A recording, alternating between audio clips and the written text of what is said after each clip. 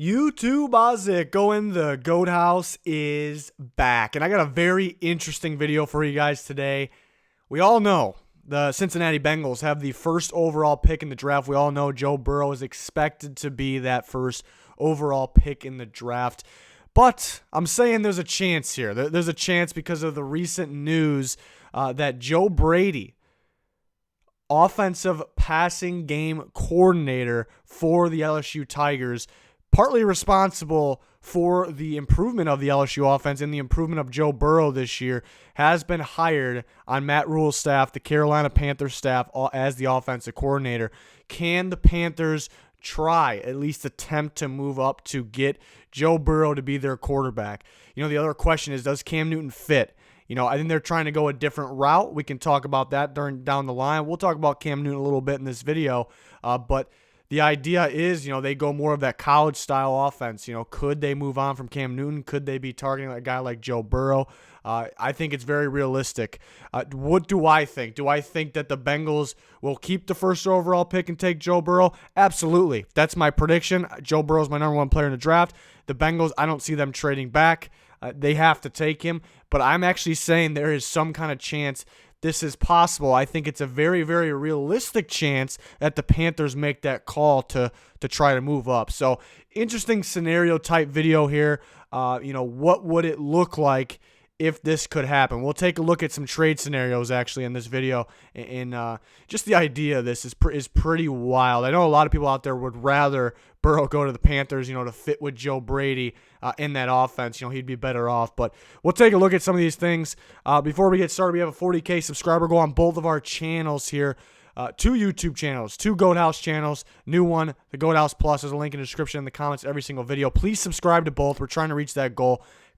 All kinds of NFL action here at the Goat House. Predictions in season, predict every single game all year long. Score predictions, rankings, off-season videos like this covering free agency and the draft. We got you covered. Please subscribe. Check out our Twitter. Link in the description and comments for that as well. Every single day. Constantly talking football on that. It's a must follow. And then there's our Patreon with some extra content as well. Let's take a look at some trades. Let's get this one out of the way first. I think this is probably the least, all of this is not likely to happen, honestly, but this is probably the least likely to happen out of the bunch here. It's if the Panthers want to move on from Cam Newton, which I think they do. I think they do even without Joe Burrow. But if they got him somehow, if they acquired the first overall pick, they would be wanting to move on. So they send the Bengals. This is a scenario if the Bengals do want Cam Newton. And I say this is the least likely scenario because I don't think they would want him. I think they're in the rebuild as well. Cam Newton, I guess if he checks out 100% healthy, there's no question about it. It's not 99.9, it's 100% healthy. Then who wouldn't want, the former MVP that's still got some good ball left in him, But the Panthers do have the 7th overall pick, so they swap 7 and 1. The Bengals also received the Carolina Panthers 38th overall selection, which is a 2nd round pick, and they receive a 2021 first-round pick, which it's the rebuilding Panthers. It could be a decent pick, even though it could be a very quick turnaround there, especially in this scenario. So there's 2 first-round picks they get, but they are swapping, and they get Cam Newton to kind of be that quarterback. So this scenario would be if Cam Newton was 100, not 99.9%, 100% healthy. The Bengals trust him to be their quarterback, and they gain some picks, and you potentially could be looking at maybe getting the future quarterback with that 2021 first-round pick.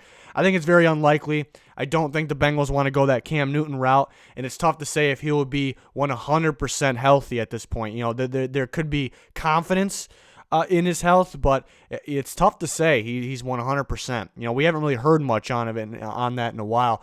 So this is possible, but very, very, very unlikely. Want to get that one out of the way first. This is kind of more likely because I don't think the Bengals would want Cam Newton, and I would think they would want a little more. This is a lot. This is an extra first-round pick in 2022. Like I said, the Panthers they are in somewhat of a rebuild here, so they could be pretty good picks. I expect that, around that 2022 date time that the Panthers start really picking it up. So this is a lot, and you kind of can use references from the past.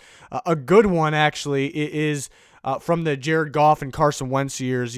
The Rams traded up to 1 and the Eagles traded up to 2. You kind of can use those as references, but it's a different time now. Every year, draft value goes up. The draft pick value of the number 1 overall pick. So I added more of course in there. And Joe Burrow might be the safest quarterback prospect of all time.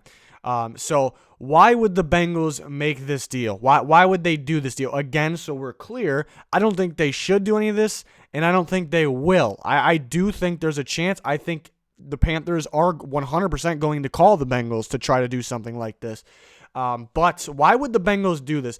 Maybe they're not 100% sold on Joe Burrow. That's one. Or maybe they believe in what I kind of believe in, but at the same time, I wouldn't pass on Joe Burrow. But what I kind of believe in here is it's more for if you don't have a first overall pick or if there isn't a sure thing quarterback. So that's why I wouldn't do it. But what I believe in, if you don't 100% believe in Joe Burrow, is building the team first before the quarterback, because the only thing that can go bad about Joe Burrow going to the Bengals is the team is not ready around him. I actually have confidence in it. They got Jonah Williams from last year. They got free agency. They may need some more weapons, but I do like the potential of Tyler Boyd and Joe Mixon, guys like that. I really like. And they got some young studs on defense, I believe. So I think they can make it work, but that would be the reason not to. And you see this gathering a 2021 first and a 2022 first on top of keeping a top 10 pick in this draft and the second overall pick, or the second round pick this draft, excuse me. What would this plan be? This plan would be to build the team first. It would be to build the team first around the quarterback, and then you have 2 first-round picks next year, which will feature guys at the top, which if the Bengals are without a quarterback again, I expect them to be at the top. Guys like Trevor Lawrence, who I think they would like very much, and Justin Fields. You have that extra pick from 2022, so you can possibly use that if you ever needed to trade up to make sure you get a Trevor Lawrence or a Justin Fields, but I think they would be in prime position to get at worst Justin Fields, which isn't a bad option. I also think a guy like Jamie Newman he's not as good as those 2 prospects, but I think that's a kind of the next guy to watch out for, but I don't know if it's a top tier pick at the moment. We'll see him in Georgia this year. But this would kind of be the plan if the Bengals like Trevor Lawrence, will say better. And that's where it kind of again, I hate using the word realistic because I think they keep the pick. They pick Joe Burrow. But let's just put yourself in their shoes. And they're looking at Joe Burrow, and just a year down the line, they're looking at Trevor Lawrence. And let's just say they like Trevor Lawrence better right now. They like him better, which I think is possible. Even though he didn't play his best ball this year, I think it's realistic that somebody like Trevor Lawrence better. And they're sitting there saying, we can get a load of picks, and it's still a very good shot we can get our guy next year. It's very risky because you may not get the first overall pick, and the team with the first overall pick may not be willing to trade it. I think teams, even with quarterbacks, would actually take Trevor Lawrence, just because it's hard to pass on a guy like that. So that's the big-time risk. But you're seeing there that they're in a great spot to do it and to gain extra picks. So in that way, it's possible. And like I'm going to keep mentioning it, I think 100% they may have already done it. The Panthers will call the Bengals about doing a deal. I really think so. But we're not done yet. We're not done. Here's another scenario here. And this is kind of the scenario. See, we take away the 2022 first round pick, and they get they kind of just get extra picks, throughout this year and next year, you see. So you gain, instead of, so there's a lot of the same here, but instead of the 2022 first round pick, we throw a next year second round pick, but from this year, we get the 69th pick, 103rd pick. That is 3rd and 4th round picks. Why would they want to do this? That's if they're targeting somebody else besides Joe Burrow in this draft. I also think this is slightly realistic. That say there's got to be teams out there that have Tua Tagovailoa ahead of Joe Burrow on their board. There has to be teams. I'd say not many, but there has to be teams. What if the Bengals are one of those teams? What if they're one of those teams? And the Panthers are also willing to offer a ton to get Joe Burrow. So similar deal here. They swapped the 7 for the 1. And the Panthers move up, take Joe Burrow in all these scenarios. The Bengals move back to 7. They also gain that, like I said, 2nd, 3rd, 4th round pick, a first for next year, a second for next year. It's a lot of picks. But in this scenario, this would be the type of ammo they would need if they like Tua. You're not going to be able to get Tua with the 7th overall pick. So what would that mean? You have a ton of ammo to move up, and I think there are a couple of teams willing to move back in this draft in the 3 and the 4 spot. Detroit Lions and New York Giants. I use the New York Giants for an example in this situation. The New York Giants are sitting at 4. What do we think? I think if Isaiah Simmons is available, I think that if he declares, at this given time, he hasn't declared yet. The deadline is tomorrow by the time we're recording this video, but I'm very, very confident the guy's going to declare because he's a stud. He's my number 3 overall player in the draft. I think he would, in this scenario, I kind of have him going to the Detroit Lions, 3rd overall. The Giants, what is their other big need? They need like one more offensive lineman to kind of get that thing going. They like the rest of their offensive line. Maybe they need 2, but and then what do we have?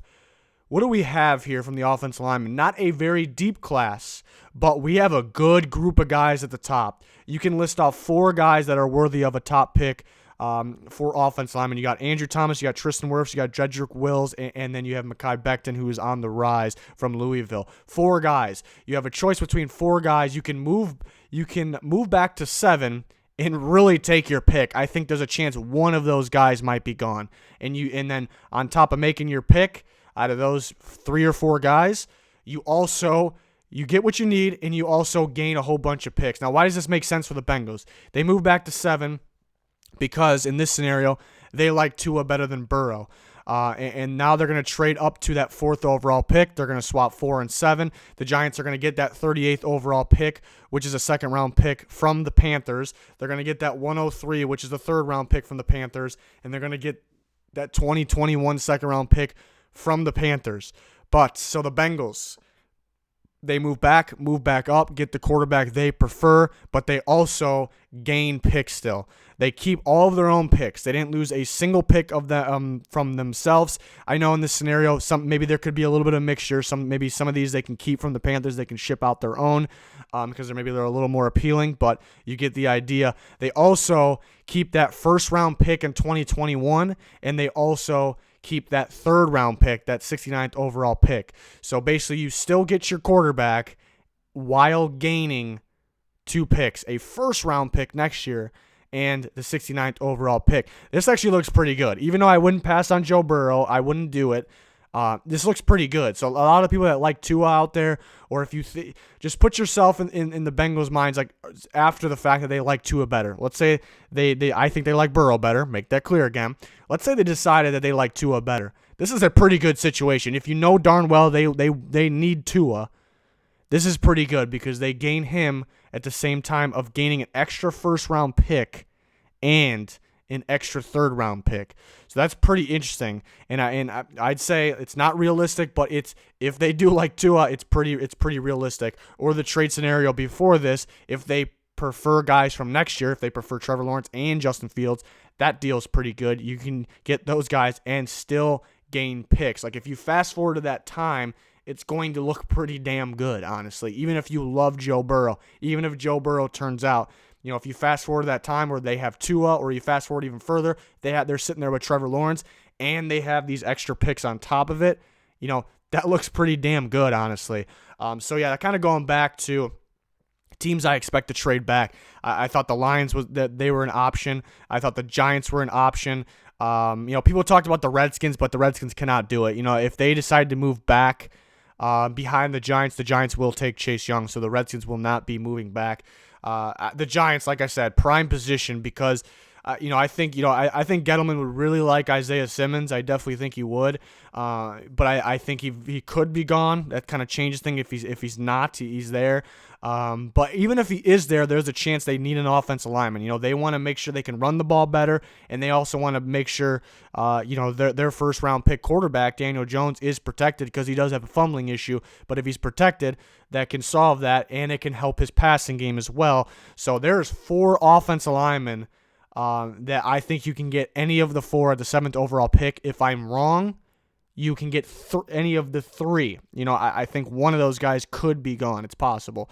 But you'll have your choice on guys that are worthy of that pick, and you make out pretty well. You get extra. Look at these extra picks you get on top of it. So that's why I think a team like the Giants, would make sense to trade back. It makes a lot of sense unless you're sold on a defensive player up there or, along those lines. But basically, you're hopping over the Dolphins. The Dolphins at pick 5, they're rumored to like Tua a lot, and they would take him there. That could be smoke. That could be false. They may be wanting to build everything else because they do have a lot of holes, and I do believe you can win with Fitzpatrick. Tua's going to be much, much better than Fitzpatrick, but for the Dolphins' sake, if you get those key pieces, you can actually win games this year. They won some games down the stretch last year, so who knows? Maybe the Dolphins aren't thinking quarterback with that 5th overall pick, but to be safe, the Bengals sneak back in there and go to 4.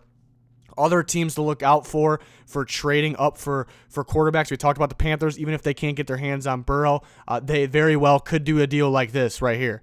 They could be looking to make a deal with the Giants to come up and get Tua. I look at the team like the Dolphins may have to play it safe and trade up if they really like Tua. Trade up 1 spot, 2 spots, whatever it may be. We've seen that before. I think a team like even the Lions at 3, that could be a deep wild card team. Maybe Stafford's not fully healthy, that they not necessarily trade up, obviously, but take a quarterback at 3. The Chargers are very much in play for a quarterback. The Colts are very much in play for a quarterback. There's teams that don't have first-round picks. I think the Jaguars would be a sneaky team, another deep wild card team. They have 2 quarterbacks on their team, but they could potentially get better. That's why it's a deep wild card team. The Buccaneers, I think another wild card team. They're going to have to sign somebody, but I think they rather go the veteran route because they want to win now. They know their offense can win now. There's a lot of teams out there that could be pretty sneaky about it.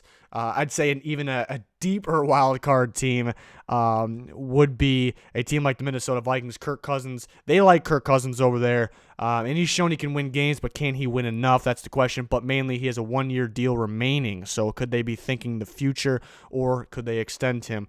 Both possible. That's why that's a deep wild card team. So teams like that. So it should be very interesting. We will talk a lot more trade scenarios, a lot more NFL draft and draft rumors, a lot more offseason. That's all coming up.